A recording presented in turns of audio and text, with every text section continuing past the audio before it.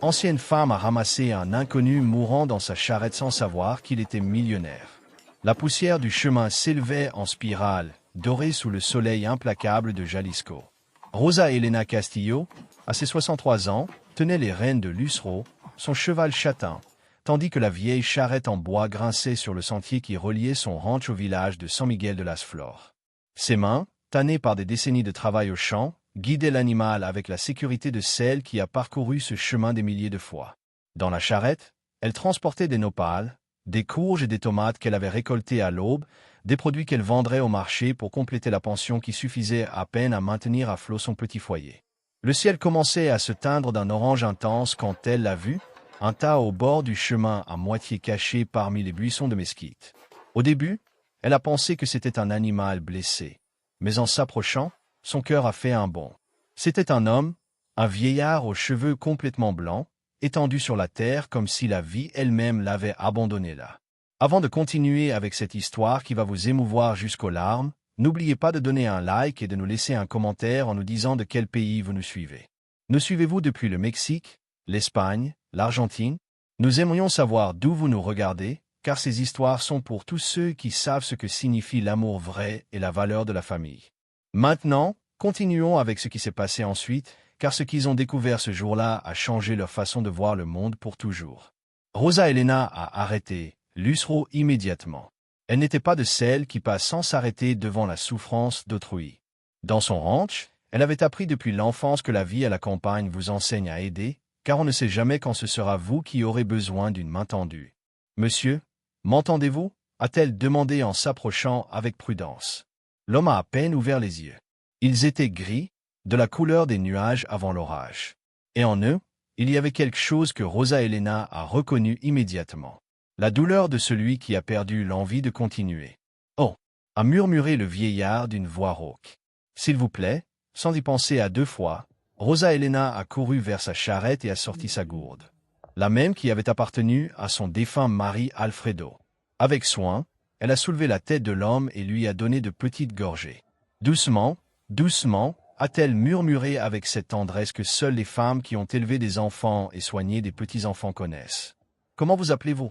Avez-vous de la famille près d'ici » a-t-elle demandé une fois que l'homme a pu respirer mieux. « Fernando » a répondu le vieillard après un moment. « Je m'appelle Fernando. » Le soleil se cachait déjà derrière les collines et Rosa Elena savait que la nuit tomberait vite.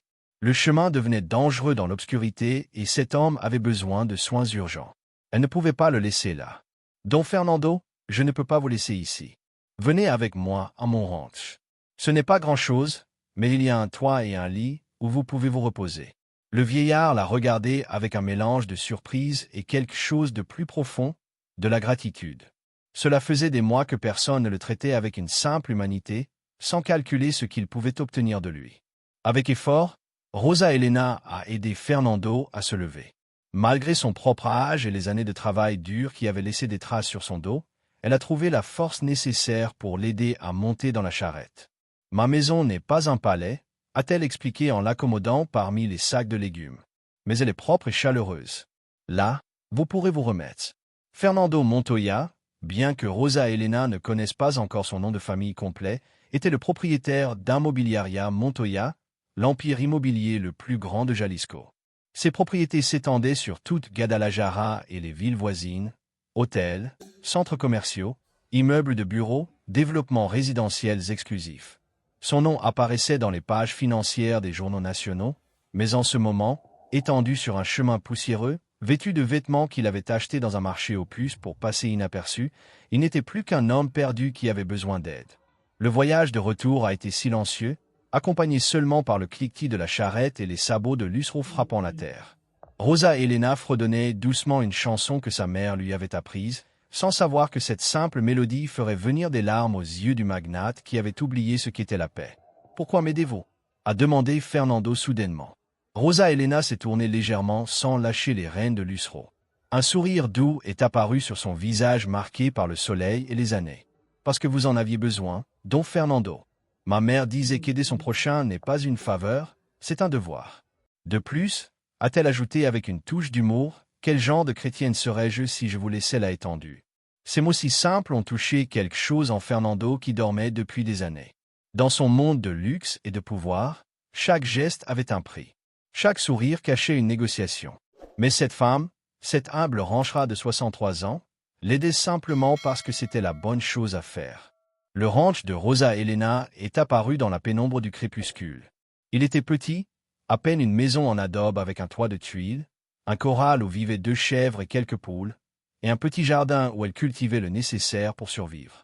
Une lumière ténue sortait de la fenêtre et Fernando a pu voir du mouvement à l'intérieur.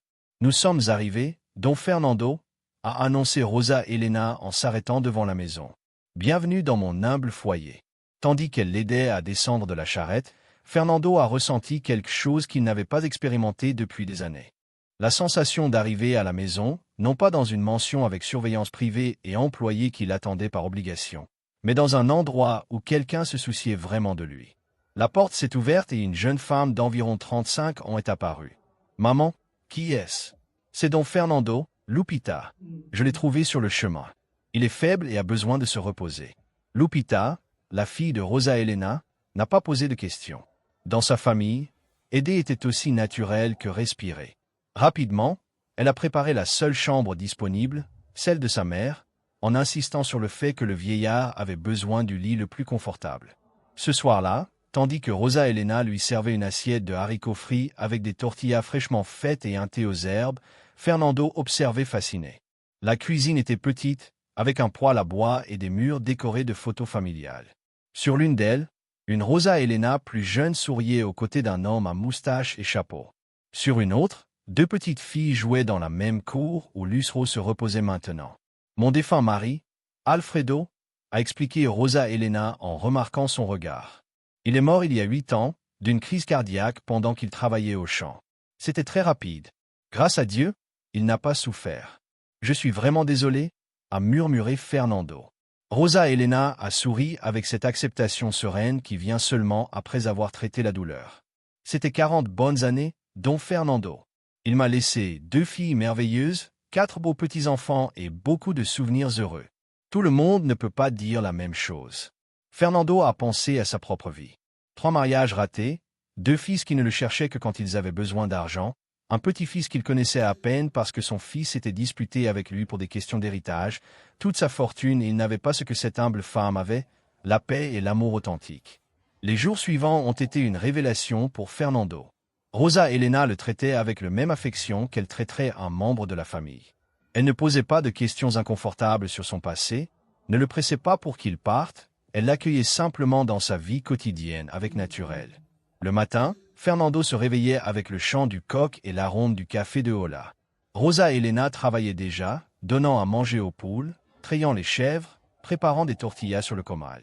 Au début, Fernando observait seulement depuis la fenêtre, fasciné par l'efficacité silencieuse de cette femme, qui à 63 ans avait plus d'énergie que lui. « Bonjour, Don Fernando. » Le saluait-elle toujours avec un sourire. « Je vous sers votre café. » Au 3e jour, Fernando n'a plus pu rester immobile. Il s'est approché de Rosa Elena pendant qu'elle travaillait dans son jardin. « Puis-je vous aider ?» Rosa Elena l'a regardé surprise, mais ensuite a souri. « Bien sûr, Don Fernando, si vous voulez, vous pouvez arroser ces plantes de tomates. » Et ainsi Fernando Montoya, l'homme dont les décisions financières apparaissaient aux nouvelles, s'est retrouvé à arroser des tomates avec un arrosoir rouillé. Ses mains, habituées à signer des contrats millionnaires, ont appris la délicatesse nécessaire pour ne pas endommager les jeunes plantes. « Savez-vous, Don Fernando ?» a commenté Rosa Elena en arrachant des herbes. « Les plantes sont comme les personnes. Elles ont besoin de soins constants, de patience et d'amour. On ne peut pas précipiter leur croissance, seulement les accompagner dans le processus. » Fernando s'est arrêté, impacté par la simple sagesse de ces mots. Dans son monde entrepreneurial, tout était urgent, tout se mesurait en trimestres et résultats immédiats. Mais ici, dans ce petit jardin, il apprenait que les choses vraiment précieuses prennent du temps. Un après-midi, tandis qu'il partageait de la limonade à l'ombre d'un mesquite, Fernando a finalement ouvert son cœur. Rosa Elena a commencé en utilisant pour la première fois son nom sans le don. « J'ai besoin de vous dire quelque chose sur qui je suis vraiment. » Rosa Elena a posé son verre et l'a regardé avec attention. « Seulement si vous le voulez, Don Fernando, vous n'avez pas à me dire quoi que ce soit que vous ne désirez pas. Mon nom complet est Fernando Montoya. Je suis ou j'étais le propriétaire d'un Mobiliaria Montoya. Rosa Elena a froncé les sourcils en essayant de situer le nom. Celle des grands bâtiments à Guadalajara. Oui, celle-là et beaucoup d'autres propriétés. Je suis l'un des hommes les plus riches de Jalisco. Le silence qui a suivi n'a pas été inconfortable. Rosa Elena traitait l'information en connectant les pièces. Finalement, elle a demandé « Et que fait un homme riche étendu sur un chemin ?» Don Fernando. Les larmes ont commencé à couler sur les joues ridées de Fernando. Mes enfants, Rosa Elena, mes propres enfants ont essayé de me déclarer mentalement incapable pour s'emparer de mon argent. Ils ont engagé des médecins, des avocats. Ils voulaient m'enfermer dans un gériatrique de luxe pendant qu'ils se partageaient mon empire. J'ai échappé, liquidé des comptes en liquide, me suis débarrassé de tout ce qui pouvait me localiser. J'ai erré pendant des mois, me cachant dans de petits villages, dormant où je pouvais. Quand vous m'avez trouvé, j'avais décidé qu'il valait mieux mourir sur ce chemin que de retourner à cette vie. Rosa Elena a tendu sa main et a pris la sienne. C'était un geste simple, mais profondément consolant. Ah, Don Fernando, je suis vraiment désolé. Il n'y a pas de douleur plus grande que celle causée par les enfants quand ils oublient l'amour. Comment pouvez-vous être si compréhensive? Mes enfants m'ont trahi de la pire façon parce que je suis mère, Don Fernando, et les mères gardent toujours l'espoir que leurs enfants trouvent le bon chemin, même s'ils se sont perdus. Ma fille aînée, Lupita, a traversé des temps difficiles. Elle s'est mise avec un homme qui ne lui convenait pas. Elle a cessé de me parler pendant 2 ans, mais je n'ai jamais cessé de l'aimer, je n'ai jamais fermé ma porte. Et quand elle a été prête, elle est revenue. Maintenant, elle vit ici avec moi en m'aidant aux rentes. Fernando l'a regardée avec admiration. Cette femme avait souffert, avait connu la trahison et la douleur, mais son cœur restait ouvert et généreux. Rosa Elena, ces jours avec vous ont été les plus heureux que j'ai eus depuis des années. Vous m'avez rappelé qu'il existe encore de la bonté dans le monde. Le monde est ce que nous en faisons. Don Fernando, nous pouvons nous concentrer sur le mauvais ou chercher le bon. Je choisis le second. Ce soir-là, après un dîner simple mais délicieux, Fernando a pris une décision. Il était temps d'affronter son passé, mais cette fois, il ne le ferait pas seul. Rosa Elena a dit pendant qu'elle lavait la vaisselle, « Je veux faire quelque chose pour ce village, pour vous et pour tous ceux qui, comme vous, méritent plus que ce que la vie leur a donné. » Rosa Elena s'est tournée en s'essuyant les mains. « Don Fernando, vous n'avez pas à faire quoi que ce soit. Vous nous avez déjà donné votre compagnie et c'est plus que suffisant. Ce n'est pas de la charité, a insisté Fernando. C'est de la justice. C'est utiliser ce que j'ai pour quelque chose qui importe vraiment. Mais j'ai besoin de votre aide. J'ai besoin que vous m'enseigniez comment aider sans nuire, comment donner sans créer de dépendance. » Rosa Elena l'a étudié pendant un long moment. « Êtes-vous sûr, Don Fernando? L'argent change les gens, change les communautés. Alors, enseignez-moi à l'utiliser bien, s'il vous plaît. » Ainsi a commencé une société inattendue. Fernando, avec son expérience entrepreneuriale et ses ressources, et Rosa Elena, avec sa connaissance profonde de la communauté et sa sagesse de vie, ont commencé à planifier des projets pour San Miguel de las Flores. Mais tout ne serait pas simple. Un matin, 2 semaines après l'arrivée de Fernando, 3 camionnettes noires se sont garées devant le ranch de Rosa Elena. D'elles sont descendus Sébastien et Monica Montoya, les enfants de Fernando, accompagnés d'avocats et de gardes de sécurité privés.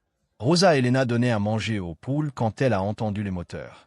Fernando, qui était dans le jardin, s'est figé en voyant ses enfants. « Papa !» a crié Sébastien, un homme de 48 ans en costume impeccable et expression dure. « Que diable fais-tu dans cet endroit ?» Monica, de 45 ans, observait le ranch humble avec un dégoût mal dissimulé. « Papa, nous t'avons cherché pendant des mois. L'entreprise est en crise sans ton leadership. » Fernando est sorti du jardin, ses mains encore sales de terre. Rosa Elena s'est approchée instinctivement, se plaçant à ses côtés dans un geste protecteur. « L'entreprise semble fonctionner parfaitement sans moi, » a répondu Fernando calmement. « J'ai vu les rapports financiers. »« Qui est cette femme ?» a demandé Monica en regardant Rosa Elena avec dédain. « C'est Rosa Elena Castillo » a répondu Fernando avec fermeté. « La femme qui m'a sauvé la vie et ceci, a-t-il indiqué autour, et sa maison où elle m'a donné refuge sans rien demander en retour. » Sébastien a laissé échapper un rire amer. « Papa, s'il te plaît, cette femme profite clairement de toi. Tu ne vois pas le schéma. Femme âgée, seule, te trouve commodément, se trompe. » Rosa Elena l'interrompit avec une dignité sereine. « Votre père est arrivé ici comme hôte, ou plutôt comme famille. Dans cette maison, personne ne profite de personne.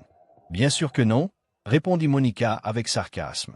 Je suppose que c'est une pure coïncidence si notre père multimillionnaire finit justement dans ton ranch. Fernando fit un pas en avant. Assez. Rosa Elena m'a trouvé à moitié mort sur un chemin. Elle m'a ramené chez elle, a partagé sa nourriture avec moi, m'a donné un lit où dormir et jamais, pas une seule fois, elle ne m'a rien demandé. Papa, je t'en supplie, supplia Sébastien en changeant de tactique. Viens avec nous. On peut te ramener à la maison, dans un bon hôpital, où on te fera examiner. Je n'ai pas besoin d'hôpital. J'avais besoin de ce que j'ai trouvé ici, l'humanité. À cet instant, Lupita arriva en courant du village avec 2 de ses enfants, alertés par les voisins qui avaient vu les camionnettes. Derrière, elle venait Don Teodoro, le leader informel du village, et plusieurs autres habitants. « Tout va bien ici, Doña Rosa ?» demanda Don Teodoro, un homme de 70 ans au regard ferme. « Tout va bien. Don Théo, ce n'est qu'une visite familiale. » Sébastien observa nerveusement la foule grandissante de paysans qui entouraient le ranch. Ce n'était pas dans ses plans. « Écoute, papa, tenta-t-il encore. Nous comprenons que tu veuilles aider ces gens. Nous pouvons créer une fondation depuis Guadalajara, faire les choses correctement. » Correctement, répéta Fernando sans humour. Comme toutes les fondations fantômes que nous avions pour éviter les impôts, celles où nous n'aidions jamais vraiment personne. Monica perdit patience. « Papa, arrête tes bêtises. Tu viens avec nous maintenant? Nous avons des papiers qui prouvent que tu n'es pas en état de prendre des décisions. » « Quel papier ?» demanda Rosa Elena en sentant un frisson. L'un des avocats ouvrit une mallette. « Nous avons des témoignages de voisins qui confirment le comportement erratique de M. Montoya, des personnes qui déclarent que Mme Castillo le manipule. » Don Teodoro fit un pas en avant. « Quels voisins? Parce que ça fait 50 ans que je vis ici et je les connais tous. » L'avocat devint nerveux. « Don Teodoro Ramirez, Doña Carmen Flor. »« Je suis Teodoro Ramirez, déclara le vieil homme, et je n'ai jamais signé de papier de ce genre. Et Doña Carmen est morte il y a 3 ans. Vous mentez. » L'expression de Sébastien et Monica passa de l'assurance à la panique. Leur château de mensonges s'effondrait devant témoins. Fernando observait la scène avec un mélange de tristesse et de détermination. Ses enfants étaient allés jusqu'à fabriquer de fausses preuves. « Sébastien, Monica, dit-il d'une voix ferme, je vous aime. Je vous aimerai toujours parce que vous êtes mes enfants. Mais je ne vous laisserai pas détruire ce que j'ai trouvé ici. Je ne vous laisserai pas faire du mal à des innocents par cupidité. » Cupidité, explosa Sébastien. C'est nous les cupides? Toi, tu offres notre patrimoine à des inconnus.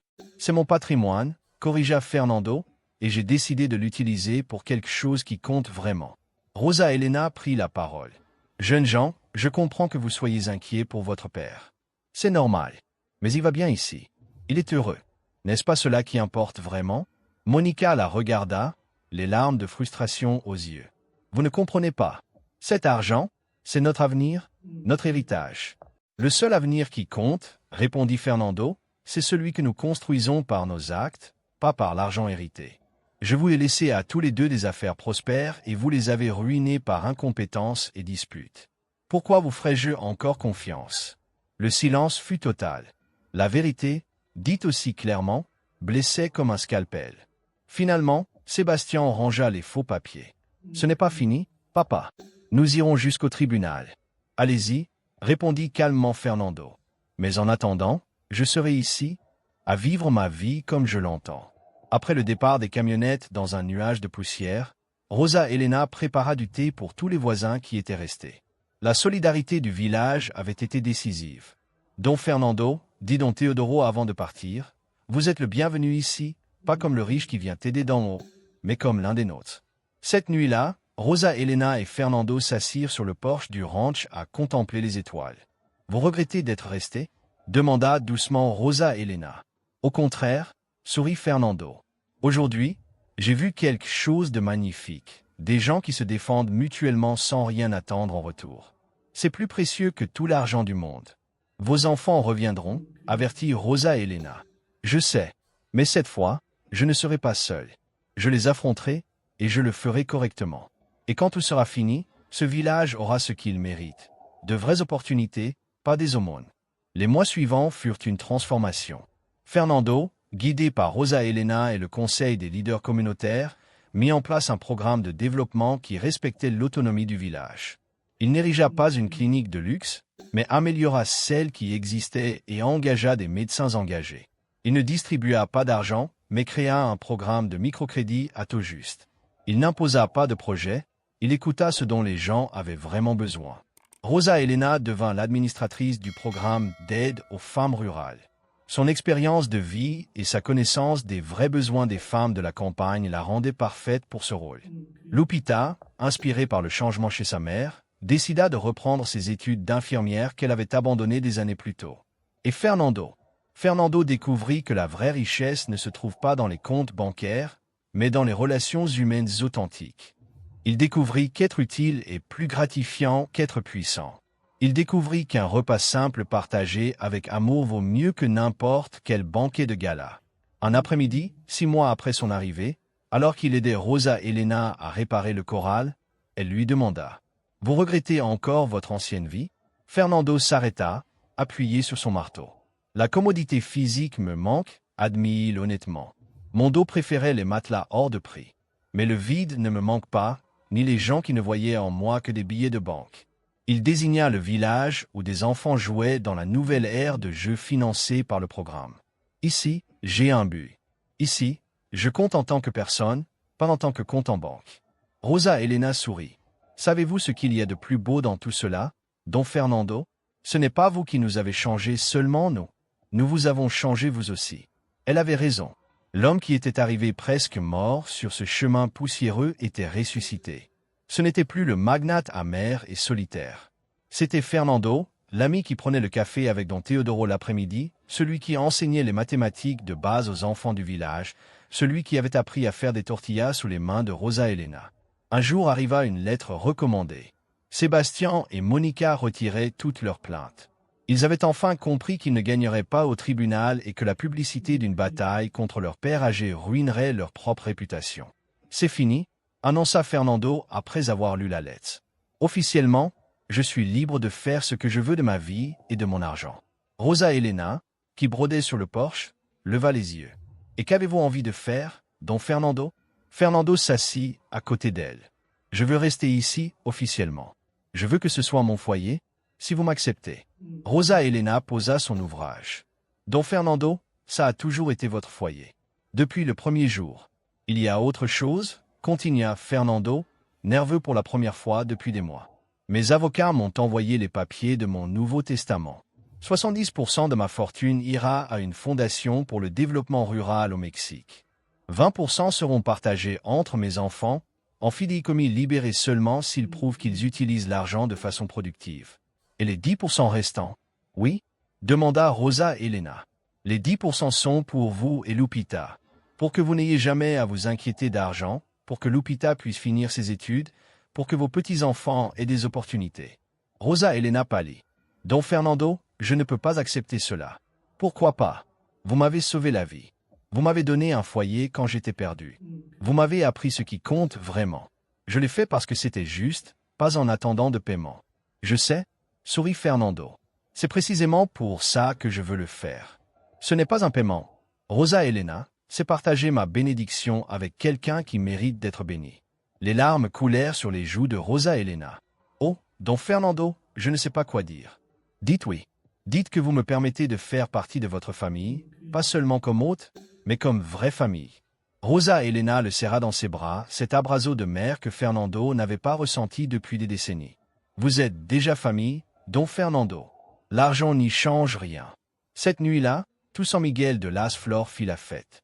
Le village entier se réunit sur la place pour célébrer non seulement la victoire légale de Fernando, mais la transformation qu'il avait apportée à leur vie. Don Teodoro leva son verre de punch. « À Fernando Montoya, l'homme qui est arrivé perdu et nous a tous aidés à nous trouver. Et à Rosa Elena Castillo, ajouta Fernando, la femme qui m'a appris que la vraie richesse se mesure en amour, pas en pesos. » Les applaudissements résonnèrent sous les étoiles de Jalisco. 5 ans plus tard, San Miguel de Las Flores était étudié dans les universités comme modèle de développement rural réussi. Lupita avait obtenu son diplôme d'infirmière et dirigeait désormais la clinique du village. Ses enfants avaient reçu des bourses pour étudier dans de bonnes écoles. Rosa Elena, à 68 ans, restait le cœur du village, mais elle avait désormais plus de temps pour profiter de ses petits-enfants, car le programme de microcrédit qu'elle gérait tournait tout seul. Et Fernando, à 77 ans, avait trouvé ce qu'il avait cherché toute sa vie sans le savoir, la paix, le sens, et une famille qu'il aimait pour qui il était, pas pour ce qu'il possédait. Un après-midi, alors qu'il aidait Rosa Elena à récolter des tomates dans leur jardin agrandi, elle lui dit « Vous vous souvenez du jour où je vous ai trouvé sur le chemin ?»« Comme si c'était hier, répondit Fernando. « Je pensais que ce serait mon dernier jour. »« C'était votre dernier jour, dit Rosa Elena avec sagesse. Le dernier jour de votre ancienne vie. Parfois, il faut se perdre complètement pour trouver son vrai chemin. » Fernando regarda autour de lui. Le ranch amélioré mais toujours humble, le village prospère mais fidèle à son essence, les enfants qui jouaient dans le nouveau parc, les femmes qui géraient leurs petites entreprises florissantes. Vous savez, Rosa Elena, on dit que je suis l'homme le plus riche de Jalisco, et c'est vrai. Mais pas pour les raisons qu'on croit. Je suis riche parce que j'ai de l'amour. Je suis riche parce que ma vie a un sens. Je suis riche parce que chaque matin je me réveille avec un but. Rosa Elena prit sa main, les deux couvertes de terre du jardin qu'ils cultivaient ensemble. Et moi je suis riche parce que ce jour-là, sur le chemin, j'ai décidé de m'arrêter. On ne sait jamais comment un simple acte de bonté peut tout changer. Le soleil se couchait sur San Miguel de las Flores, peignant le ciel d'or et de pourpre. Dans le ranch de Rosa Elena, les rires remplissaient l'air tandis que la famille choisie, celle que l'on forme par l'amour et non par le sang, se réunissait pour le dîner. Fernando Montoya avait perdu un empire, mais gagné un royaume plus précieux. Il avait troqué les tours de verre de Guadalajara contre une maison en adobe à la campagne. Il avait échangé les costumes de créateur contre des vêtements de travail. Il avait renoncé à une fortune contrôlante pour découvrir la vraie richesse donnée librement. Et tout cela parce qu'une femme de 63 ans, au cœur plus grand que n'importe quelle mention, avait décidé de s'arrêter sur un chemin poussiéreux pour aider un vieil inconnu. L'histoire de Rosa Elena et Fernando devint une légende à Jalisco. Pas la légende d'un riche qui aide les pauvres, mais l'histoire vraie de deux âmes perdues qui se sont trouvées, en se trouvant, ont trouvé leur véritable foyer. Parce qu'au fond, nous cherchons tous la même chose, un endroit où appartenir, des gens qui nous aiment pour qui nous sommes, et la satisfaction de savoir que notre vie a fait une différence. Rosa Elena l'avait toujours su, vivant dans son ranch humble mais riche d'amour. Fernando avait dû tout perdre pour l'apprendre. Mais une fois appris, sa vie n'a plus jamais été la même. Et chaque fois que quelqu'un passait par le chemin où Rosa Elena avait trouvé Fernando, on se rappelait la leçon la plus importante. La bonté ne coûte rien, mais elle peut tout changer. 10 ans plus tard, le ranch de Rosa Elena restait le cœur de San Miguel de las Flores, même s'il avait changé, pas à cause de constructions ostentatoires, mais parce que l'amour et les soins constants l'avaient transformé. Le jardin s'était naturellement agrandi avec les années. Les chèvres avaient eu des petits, et ce qui était autrefois un simple corral était devenu un petit sanctuaire où les animaux vivaient dignement. Rosa Elena, à 73 ans, se déplaçait plus lentement, mais avec la même détermination. Ses mains, plus ridées, restaient fortes. Fernando, qui venait d'avoir 82 ans, avait un léger tremblement dans les mains, mais son esprit restait clair comme l'eau de la source. Un dimanche matin, alors qu'il préparait le café de Hola pour la réunion communautaire mensuelle, on frappa doucement à la porte, presque timidement. Fernando ouvrit et se figea. Devant lui se tenait Monica, sa fille, mais très différente de ses souvenirs. Elle ne portait plus de vêtements de créateur, ni de bijoux ostentatoires. Son visage montrait des lignes de préoccupation, mais aussi quelque chose de nouveau. L'humilité. « Bonjour, papa » murmura-t-elle d'une voix brisée. Fernando ne pouvait pas parler. 10 ans sans la voir, 10 ans de silence. Rosa Elena apparut derrière lui, s'essuyant les mains sur son tablier. Immédiatement, elle comprit la situation. « Entre, ma fille. Ici, personne ne reste à la porte. » Monica entra d'un pas hésitant, regardant autour du foyer humble. Ses yeux se remplirent de larmes. « Papa, je suis venu te demander pardon. » Fernando trouva enfin sa voix. « Pardon. Oui. » Monica s'assit sur l'une des chaises en bois, celle que Fernando avait aidé à faire avec Don Teodoro. « J'ai passé ces 10 ans à penser à ce que j'ai fait, à la façon dont je t'ai traité. Sébastien et moi avons tout perdu. L'affaire que tu nous as laissée a fait faillite à cause de notre mauvaise gestion. Nous avons perdu le respect de tous. Nous avons perdu notre famille. Les larmes coulaient librement maintenant. Mais le pire de tout, papa, c'est que je t'ai perdu, toi, et je me suis rendu compte que tout l'argent du monde ne vaut rien si on n'a personne à aimer. Rosa Elena servit du café pour les trois et s'assit avec eux. Et ton frère Sébastien est malade, cancer. Les docteurs lui donnent 6 mois, peut-être 1 an. Monica sanglotait maintenant sans contrôle et tout ce qu'il peut dire, c'est qu'il veut voir son père une fois de plus avant de mourir, qu'il veut te demander pardon. Fernando sentit comme si un poing lui serrait le cœur. Malgré tout, il restait ses enfants. Rosa Elena lui prit la main pour lui donner des forces. « Où est-il » demanda Fernando d'une voix rauque. « À Guadalajara, à l'hôpital civil. Il n'a pas d'argent pour des traitements privés. Sa femme l'a quitté quand il a tout perdu. Allons-y, dit Fernando en se levant. Rosa Elena, m'accompagnes-tu ? Jusqu'au bout du monde si nécessaire, répondit-elle sans hésiter. Le voyage à Guadalajara fut silencieux. Monica conduisait sa vieille voiture, si différente des camionnettes de luxe d'avant, tandis que Fernando et Rosa Elena étaient à l'arrière, se tenant la main. L'hôpital civil était un grand bâtiment animé. Monica les guida par des couloirs qui sentaient le désinfectant jusqu'à une chambre partagée. Sur l'un des lits, presque méconnaissable, était Sébastien. Il avait perdu ses cheveux à cause de la chimiothérapie. Son corps, autrefois robuste, était maintenant maigre et fragile.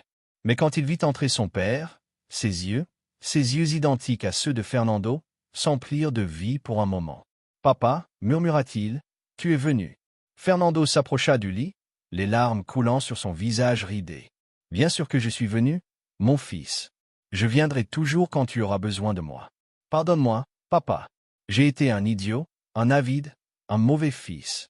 J'ai gaspillé tout ce que tu m'as donné en cherchant toujours plus, et à la fin, j'ai perdu la seule chose qui comptait vraiment, ma famille. » Fernando prit la main faible de son fils. « Chut, ne parle pas, repose-toi. »« Non, papa, j'ai besoin de le dire avant qu'il ne soit trop tard. Tu avais raison en tout. Dans ce village avec cette femme merveilleuse, » il regarda vers Rosa Elena. « Tu as trouvé ce que j'ai cherché toute ma vie sans le savoir. La paix et l'amour vrai. » Rosa Elena s'approcha de l'autre côté du lit. « Mon garçon, ton père ne t'a jamais cessé d'aimer un seul jour. »« Je sais, » pleura Sébastien. « Et ça rend tout pire. Je ne méritais pas son amour, mais il ne me l'a jamais retiré. » Fernando se pencha et serra son fils du mieux qu'il put. « Je t'aime, Sébastien.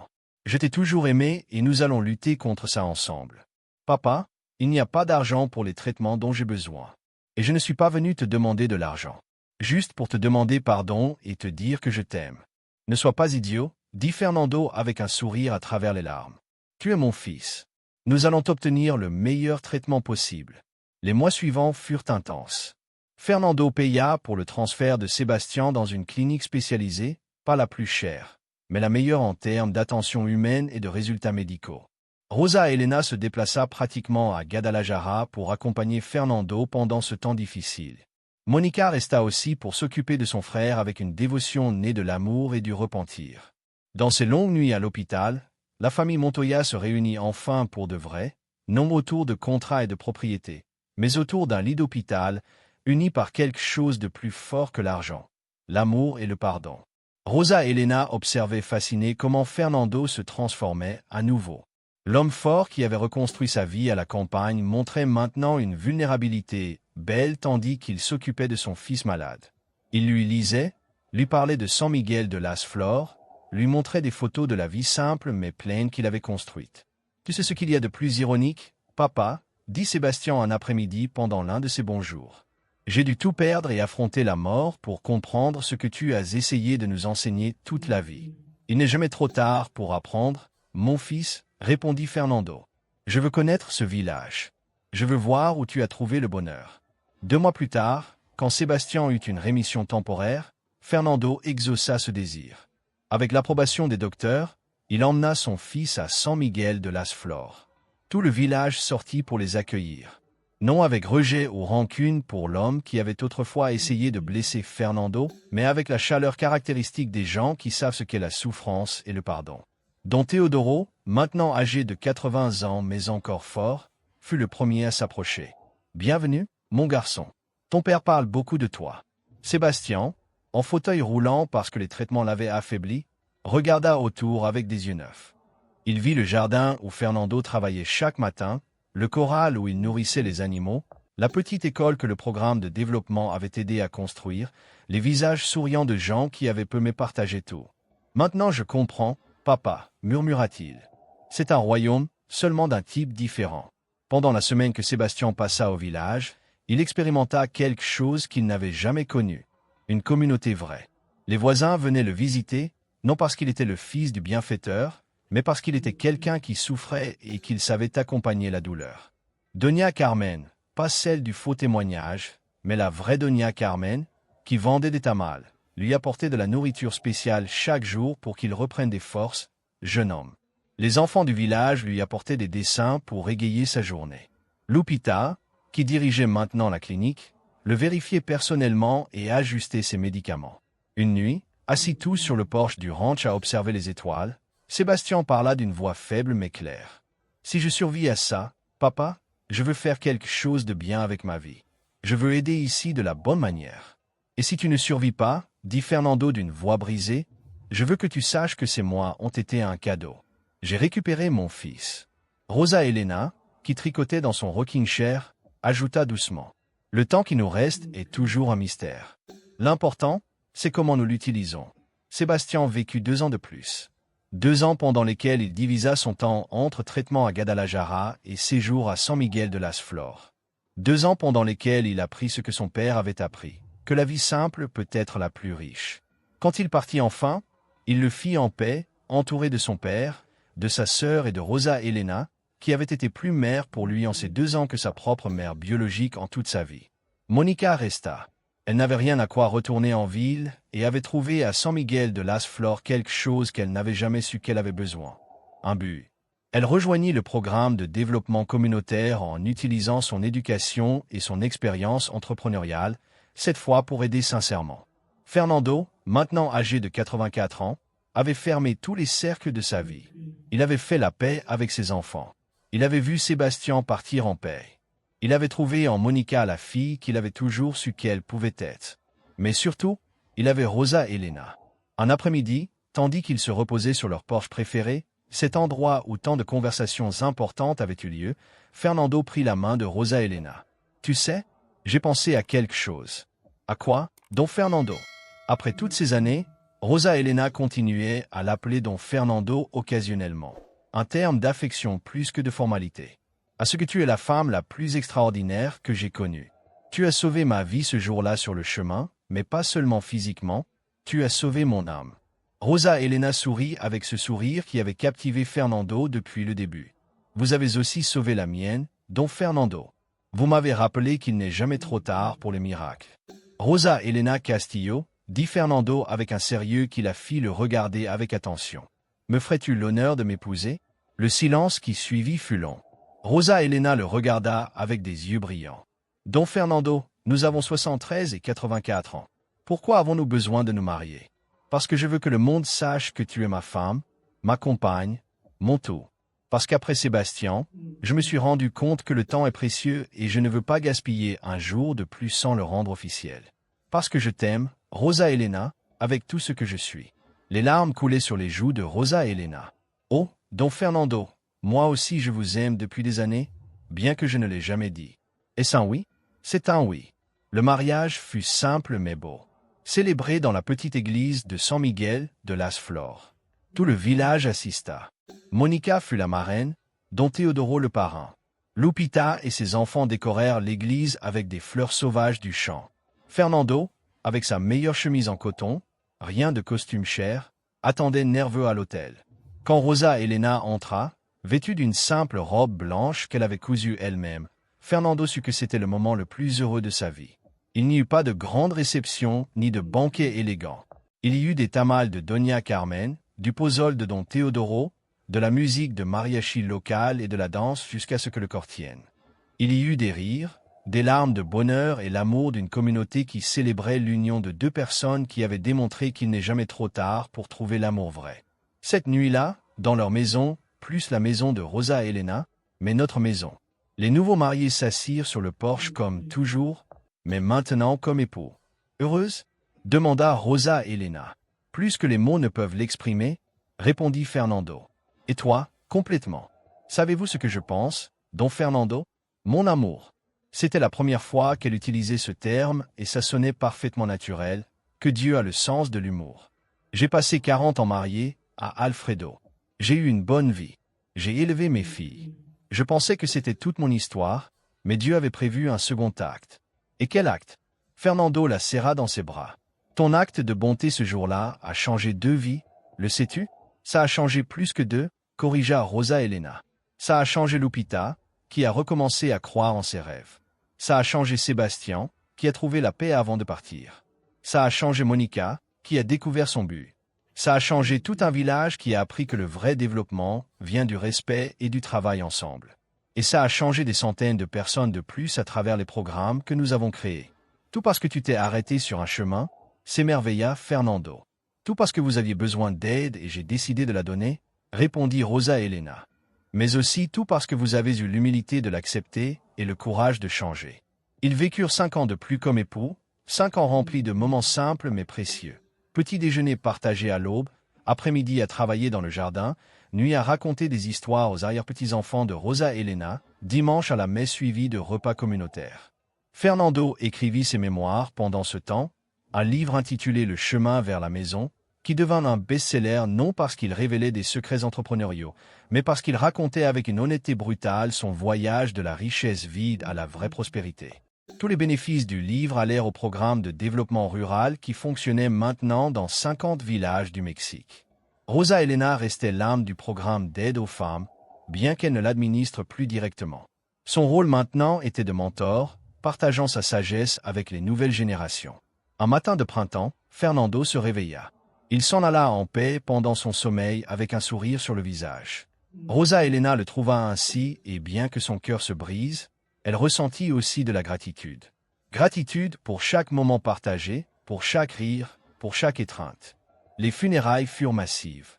Des gens de tout le pays vinrent dire adieu à l'homme qui avait utilisé sa fortune pour le vrai bien. Mais les témoignages les plus émouvants vinrent des gens de San Miguel de las Flores. Don Fernando m'a appris à lire, dit Doña Carmen entre larmes. Il m'a aidé à sauver mon ranch quand je pensais que je perdrais tout. Partagea Don Teodoro. Il a été le grand-père que je n'ai jamais eu, pleura l'un des fils de Lupita.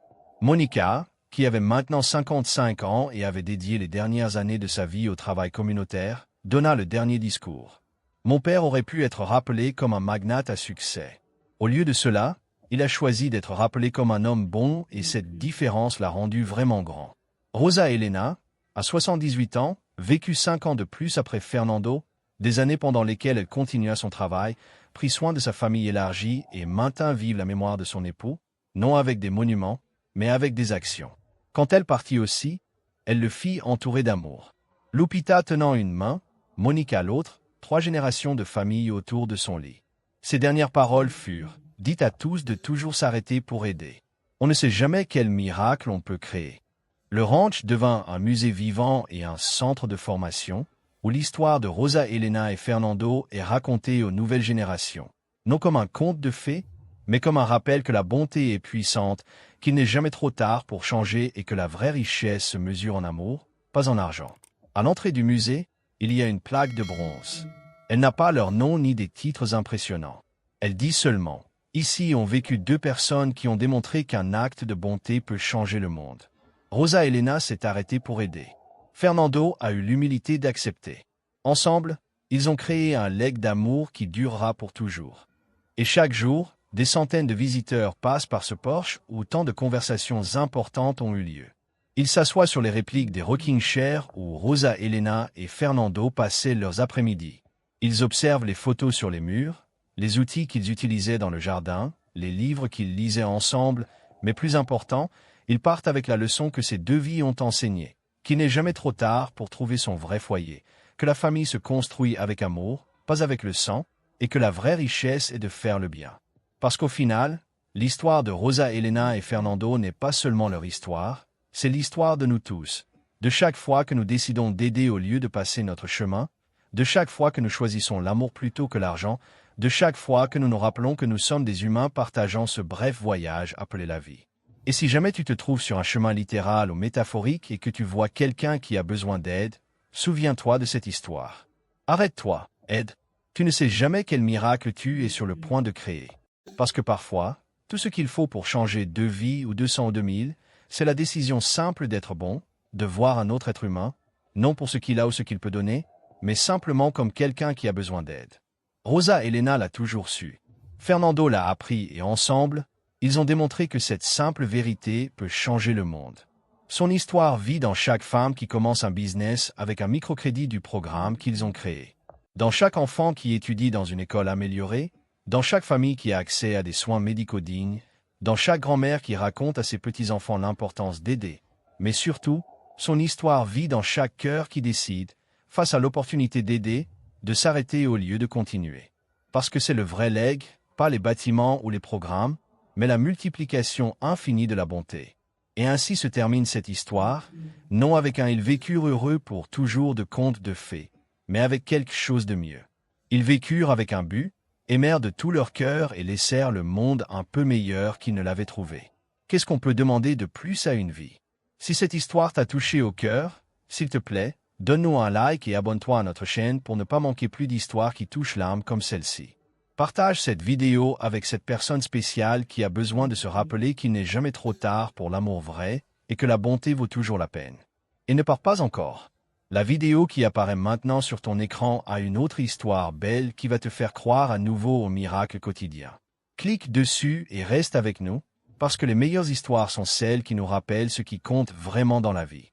On t'attend dans la prochaine vidéo, où tu découvriras une autre histoire qui te fera valoriser chaque bénédiction de ta vie. À bientôt. M.